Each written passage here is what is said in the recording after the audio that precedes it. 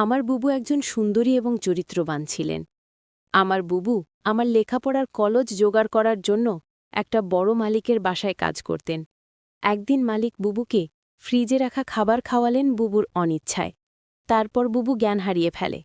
অজ্ঞান অবস্থায় মালিক বুবুর সাথে বাকি ঘটনাটি গল্পতেই বলছি। আমার বুবুর যখন বিয়ে হয়ে যায়, আমি তখন ক্লাস 9-এ পড়ি।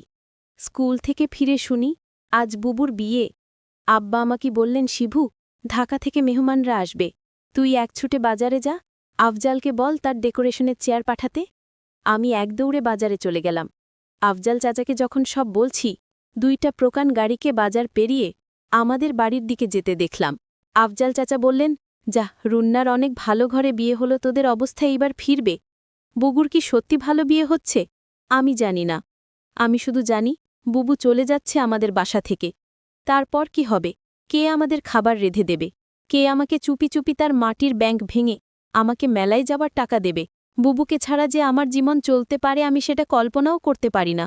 কলেজের এক প্রোগ্রামে আমার সুন্দরী বুবুকে দেখে নাকি দারুণ পছন্দ করেছে এক বড় লোকের ইঞ্জিনিয়ার ছেলে। তার চাপে পড়েই তার পরিবার রাজি হয়েছে এই বিয়েতে, নইলে আমাদের মতো মধ্যবিত্ত ভারে এত বড় আত্মীয় হওয়ার কথা না। সবাই বলাবলি করছে বুবুর কারণে এবার আমাদের ভাগ্য ফিরবে। আমার জন্মের সময় আমার মা মারা যান, বুবুর বয়স তখন 8। আমার স্কুল শিক্ষক আব্বা আর বিয়ে করেননি, বুবুই মানুষ করেছে আমাকে। আমার জগতও ঘিরে তাই আমার বুবু। বিয়ের আসরটা হয়ে গেল দায়সারাভাবে। বিয়ে নাকি 2 পরিবারের বন্ধন, কিন্তু আমার সেটা মনে হল না। পাত্রের বাবা সারাক্ষণ মুখ কালো করে রাখলেন। পাত্রের ছোট মামা আমাদের ঘরবাড়ি উঠান ঘুরে ঘুরে দেখলেন, মাঝে মাঝে নাক ছিটকালেন। আমাকে ডেকে বললেন, তুমি কোন ক্লাসে পড়ো? আমি কিছু বলার আগেই কেউ একজন বলল, শিবু পাইলট স্কুলে পড়ে, ফার্স্ট বয় 5-এ বৃত্তি পেয়েছে, ক্লাস 9-এও পেয়েছে। আমার লজ্জা লাগল, কিন্তু ছোট মামা শুধু একটু নাক ছিটকালেন। সেদিন গাড়িতে ওঠার আগে বুবু যখন আমাকে জড়িয়ে ধরে নিঃশব্দে কাঁদছিল, তখনও আমার কষ্ট লাগছিল। 3 দিন পর নতুন জামাইয়ের বউ নিয়ে নাইওর আসা কথা। আব্বা পাড়া প্রতিবেশীদের নিয়ে রান্নাবান্নার আয়োজন করলেন। একটা গাড়ি ভাড়া করে নতুন জামাইকে আনতে পাঠালেন। গাড়ি ফেরত এলো, নতুন জামাই আসতে পারবে না, তার কোনো জরুরি কাজ পড়ে গেছে, পরে সময় করে আসবে। বুবু আসলো আরও মাস দিনের পর। একটা সাদা রঙের গাড়ি থেকে বুবু নামল। আমি ছুটে গেলাম। আমি বুবুকে জড়িয়ে ধরতে গিয়েও থমকে গেলাম। গায়ে দামি ফিনফিনে শাড়ি, মুখে পার্লার থেকে করা মেকআপ, ব্ল্যাক করা বাঁকানো ভ্রু আর স্ট্রিট করা চুলে আমার বুবুকে কেন জানি হঠাৎ অচেনা লাগল। আব্বা দৌড়ে এলেন, জামাই আসেনি? না আব্বা, সাইটের কাজে গেছে। বুবু আব্বাকে ধরে কিছুক্ষণ কাঁদল। আমি সারাদিন বুবুর আশেপাশে ঘুরঘুর করলাম, কিন্তু বুবুকে কেমন আনমোনা দেখলাম। শুধু একবার আমাকে জিজ্ঞেস করল, শিবু, পড়াশোনা করছিস তো ঠিক মতো? রাতে আমার ঘুম এলো না। বড় অভিমান হলো। বুবু অনেক বদলে গেছে। এই অল্প দিনে এত বদলে যেতে পারে মানুষ? বুবু 3 দিন থাকল। শেষের দিন দুলাভাই এলেন বুবুকে নিয়ে যেতে। দুলাভাই দেখলাম বেশ গম্ভীর। আমাকে ডেকে বললেন, কিরে শিবু, পড়াশোনা করিস ঠিক মতো নাকি সারাদিন বাদরামি? আমি কিছু বললাম না। দুলাভাই আসার পর থেকেই বুবুর মুখটা কালো হয়েছিল, কারণও দেখলাম তার। আমাদের সামনেই কপাল কুঁচকে 2বার বুবুকে ধমক দিলেন দুলাভাই। বুবু চলে যাওয়ার পর সেই রাতে আব্বা আমার ঘরে এলেন। অপরাধীর গলায় বললেন, শিবু, তুই তো অনেক বড় হয়ে গেছিস, বলতো আমি কি কোনো ভুল করলাম? আমি হয়তো সত্যি বড় হয়ে গেছি। মনের কথা চেপে বললাম, কেন সেটা বলছেন? বুবু অনেক ভালো আছে। কিন্তু আমি ঠিক জানি আমার বুবু ভালো নেই। বুবুর হাতে কালশিটে দাগ দেখেছি। আমার হাসি খুশি বুবু কেমন গুটিয়ে গেছে মাত্র 3 মাসে। এর ঠিক 1 বছরের মাথায় আব্বাজান মারা গেলেন। আমি একা হয়ে গেলাম। পাড়া প্রতিবেশীরা বুবু দুলাভাইকে চেপে ধরলেন আমাকে নিয়ে যাওয়ার জন্য। বুবু উৎকণ্ঠ নিয়ে দুলাভাইয়ের মুখের দিকে তাকালো। দুলাভাই কিছুক্ষণ ভেবে বললেন, শিবু চলুক, কাজে লাগবে অনেক। কাজেই আমি আমার বই খাতা নিয়ে বুবুর বাসায় উঠলাম। দুলাভাইয়ের পোস্টিং তখন আমাদের গ্রামের কাছেরই শহরে। ছোট ছিমছাম 2 রুমের বাসা।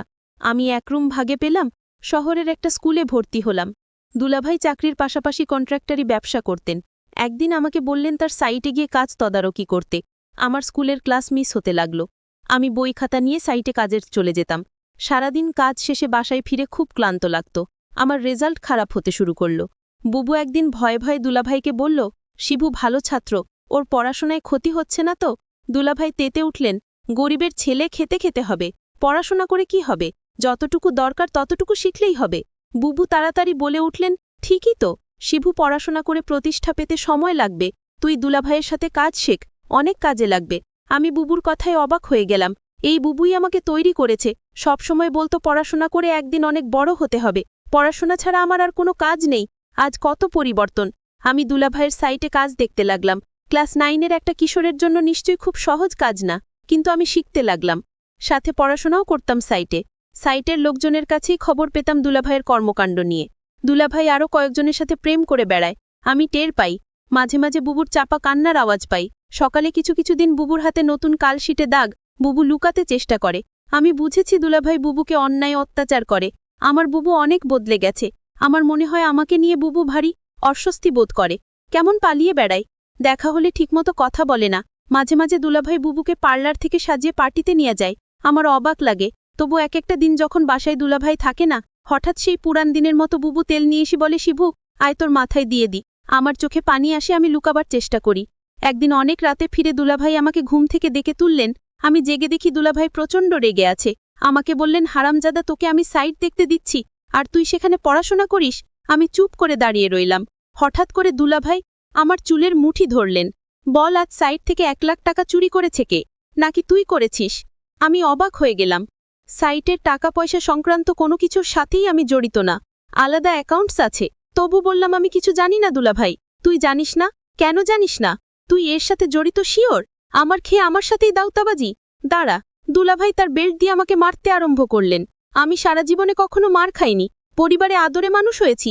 স্কুলে ভালো ছাত্র হওয়ায় স্যারেরা অত্যাধিক স্নেহ করতেন। আমি দেখলাম বুবু পাথরের মতো দাঁড়িয়ে আছে। দুলাভাই একসময় ক্ষান্ত হয়ে চলে গেলেন। আমি সারা রাত বিছানায় শুয়ে কোকালাম। চেষ্টা করলাম মুখ দিয়ে শব্দ না করতে। আব্বা মৃত্যুর আগে বলেছিলেন, শিবু, পুরুষ হয়ে গরিব ঘরে জন্মাইছিস, সামনে অনেক কষ্ট আসবে, শক্ত থাকবি, কখনো কাঁদবি না। পুরুষদের কাঁদতে নেই। পরদিন সকালে আমার ঘুম, শরীরে হালকা জ্বর নিয়ে উঠে দেখি বুবু বসে আছে আমার শিয়রে। শিবু, উঠতে পারবি? আমি মাথা নাড়লাম। হ্যাঁ। তাহলে চল। তাকিয়ে দেখি বুবু একটা ব্যাগ গুছিয়ে রেখেছে। আমি বললাম, কোথায়? বাড়ি ফিরে যাব। চল, তুই আবার ভালো করে পড়াশোনা শুরু করবি। আমি দরকার হয় বাসায় কাজ করব। দুইজনের একটা ব্যবস্থা হয়ে যাবে। আমি অবাক হয়ে তাকিয়ে রইলাম। বুবু আমার জন্য তার স্বামীকে ডিভোর্স দিয়ে চলে এলো এবং সেই বাড়ি থেকে চিরদিনের জন্য চলে এলো। তারপর বাসায় আমি আর বুবু থাকি। বুবু একটা বড়লোক বাসায় কাজ পেল। তাদের কাপড় ধোয়া, রান্না করা ইত্যাদি তাদের কাজ করতে হবে। মাস শেষে যে টাকাটা পাবো, সেই টাকা দিয়ে আমার লেখাপড়ার খরচ আর পরিবার চলে যাবে। বুবু যে বাড়িতে কাজ করে, সেই বাড়ির মালিক বুবুকে একদিন বলেছিল, তোমার যত টাকা দরকার আমি দেব, তুমি শুধু একটি কথা রাখো। বুবু বলল, আমি বাসায় কাজ করি, এটাই আমার চলে, অতিরিক্ত টাকার আমার দরকার নেই। বুবু বুঝতে পেরেছিল বাসার মালিকের চরিত্র ভালো না। তারপরও বুবু এই বাড়িতে কাজ করে যে টাকা পেত সেটা দিয়েই আমাদের মাস চলে যেত। মালিকের বাসার সবাই একদিন কোথায় ঘুরতে গেল, শুধু মালিক বাড়িতে ছিল। মালিকের নাম আসান আলী। বুবু বলল, আজ তো বাসায় কেউ নাই, তেমন কাজও নাই, তাহলে আজ আমি চলে যাই। মালিক তখন বলল, শোনো, অনেক কাজ পড়ে রয়েছে। কি কাজ পড়ে রয়েছে মালিক? মালিক বলল, বাসায় কেউ নাই, আমার দেখাশোনা কে করবে? আমি বলেছিলাম, ও তাই তো। মালিকের জন্য রান্না করলাম, ঘর পরিষ্কার করে মালিককে খাবার দিয়ে বললাম, রাত অনেক হয়েছে, আমার ছোট ভাইটা চিন্তা করছে, আমি এখন যাই। মালিক দমক দিয়ে বলল, এই মেয়ে, তুমি এই বাড়ির চাকরানি। মালিক যখন আদেশ করবে তখন তুমি এই বাড়ি থেকে যাবে, তার আগ পর্যন্ত এখান থেকে এক পাও লড়বে না। আমি তখন নিশ্চুপ হয়ে দাঁড়িয়ে রইলাম। আমার মুখ দিয়ে কোনো কথা বের হলো না। হঠাৎ মালিক বলল, দরদ কণ্ঠে, মারে, আমার তো ছেলে মেয়ে আছে, তোর কষ্ট আমি বুঝি। তুই তোর মাকে হারালি, বাবাকে হারালি, নিজের স্বামীকে হারালি, এখন ভাইটাকে লেখাপড়া শিখিয়ে মানুষ করার জন্য তুই পরিশ্রম করছিস। আমি মালিকের হঠাৎ এরকম ভালো কথা শুনে আমি কিছুটা অবাক হলাম, কিন্তু সে মুখে যা বলছে চেহারায় তা প্রকাশ পায় না। আমাকে বলল, আমার ছেলেমেয়ে তারা 2 দিনের জন্য তুলে গেছে। আমি বলেছিলাম, আপনি যাননি কেন? আমার ঘোরাফেরা তেমন একটা ভালো লাগে না। আমি এর আগে বহুবার ঘোরাফেরা করেছি, এখন আর ভালো লাগে না। তুই আমার মেয়ের মতো, ধর, তোকে আমি কিছু টাকা দিলাম, তোর ভাইয়ের সামনে পরীক্ষা, ভালো মন্দ কিছু খাওয়াইস। আমি বলেছিলাম আমার টাকা লাগবে না। মালিক তখন আমায় জোর করে টাকাটা হাতে ধরিয়ে দিল। আমি না নিয়ে পারলাম না। মালিক আমার প্রতি হঠাৎ এমন দরদ দেখাচ্ছে কেন? যখন মালিকের ছেলেমেয়ে বাড়িতে ছিল তখন তো তিনি এরকম দরদ দেখাননি। আমি মালিকের এরকম ভালো ব্যবহার দেখে কিছুটা অবাক হলাম। এরকম কথা বলতে বলতে প্রায় রাত 11টা বেজে গেল। ওইদিকে আমার ভাই আমার জন্য চিন্তা করছিল। আমি মালিককে বলেছিলাম, এখন আমি যাই। সে তখন বলল, না, আজ তুমি যেতে পারবে না, এই বাড়ি তোমার পাহারা দিতে হবে। আমি বলেছিলাম, দেখুন সাহেব, আমার ডিউটি তো সকাল 6টা থেকে সন্ধ্যা 6টা পর্যন্ত। মালিক তখন আমাকে অবাক করে বলল, তাই বলে যদি আমার সমস্যা হলে তুমি দেখবে না? আমি তো তোমারে আমার মেয়ের মতোই দেখি। মালিকের কি উদ্দেশ্য ছিল আমি তা জানি না, তবে এইটুকু বলতে পারি মালিক তেমন ভালো না। তবে আজ আমার সাথে সে খুব ভালো ব্যবহার করল। তবে এর আগে যে আমার সাথে ব্যবহার খারাপ করেছিল তা বলছি না। তবে লোকের মুখে শুনি মালিক ভালো না। কিন্তু আজ মালিক আমাকে কিছুতেই বাড়ি যেতে দিচ্ছে না কেন? আমি সেটা নিয়ে দুশ্চিন্তায় পড়ে গেলাম। এর মধ্যে মালিক বলল, আজ আমি নিজ হাতে খাবার তৈরি করেছি। আমি বললাম, কেন নিজ হাতে আপনি খাবার তৈরি করলেন? খাবার তো আমি রান্না করেছি, তার মধ্যে আপনি আবার রান্না করলেন কেন? আরে না মা, সেই খাবার না, ফ্রিজে আমার স্ত্রী আমার জন্য কিছু